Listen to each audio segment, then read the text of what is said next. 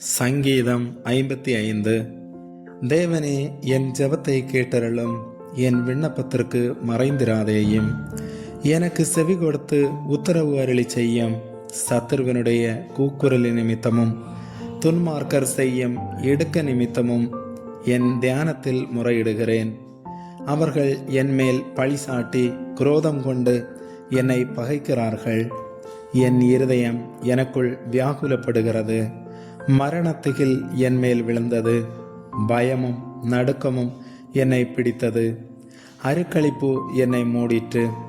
அப்பொழுது நான், எனக்கு புறாவை போல் சிறகுகள் இருந்தால் நான் பறந்து போய் இளைப்பாறுவேன். நான் தூரத்தில் அலைந்து திரிந்து வனாந்தரத்தில் தங்கி இருப்பேன். பெருங்காற்றுக்கும் பூசலுக்கும் தப்ப தீவிரித்து கொள்ளுவேன் என்றேன்.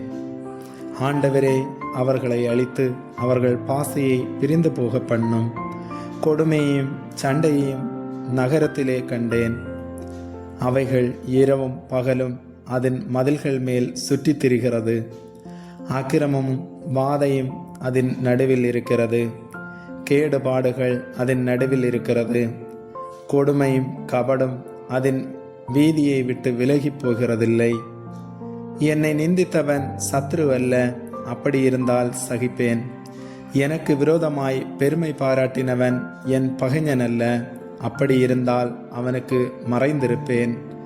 எனக்கு சமமான மனுஷனும் என் வழிகாட்டியும் என் தோழனுமாகிய நீயே அவன்.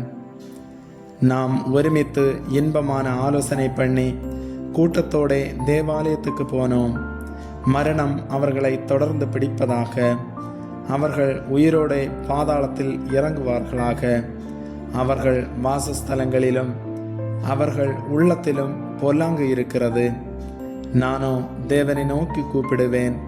கர்த்தர் என்னை இரட்சிப்பார். அந்தி சந்தி மத்தியான வேளைகளிலும் நான் தியானம் பண்ணி முறையிடுவேன். அவர் என் சத்தத்தை கேட்பார். திரளான கூட்டமாய் கூடி என்னோடு எதிர்த்தார்கள்.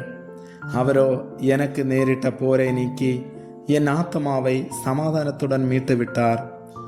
ஆதி முதலாய் வீற்றிருக்கிற தேவன் கேட்டு அவர்களுக்கு பதிலளிப்பார். அவர்களுக்கு மாறுதல்கள் நேரிடாததினால் அவர்கள் தேவனுக்கு பயப்படாமற் போகிறார்கள்.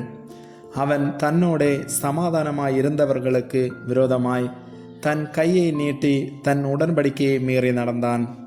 அவன் வாயின் சொற்கள் வெண்ணெயைப் போல மெதுவானவைகள். அவன் இருதயமோ யுத்தம். அவன் வார்த்தைகள் எண்ணெயிலும் மிருதுவானவைகள். ஆனாலும் அவைகள் உருவின பட்டயங்கள். கர்த்தர் மேல் உன் பாரத்தை வைத்துவிடு, அவர் உன்னை ஆதரிப்பார். நீதிமானை ஒருபோதும் தள்ளாட விட்டார். தேவனே, நீர் அவர்களை அழிவின் குழியில் இறங்க பண்ணுவீர். இரத்த பிரியரும் சூதுள்ள மனுஷரும் தங்கள் ஆயுளின் நாட்களில் பாதி வரையிலாகிலும் பிழைத்திருக்க மாட்டார்கள்.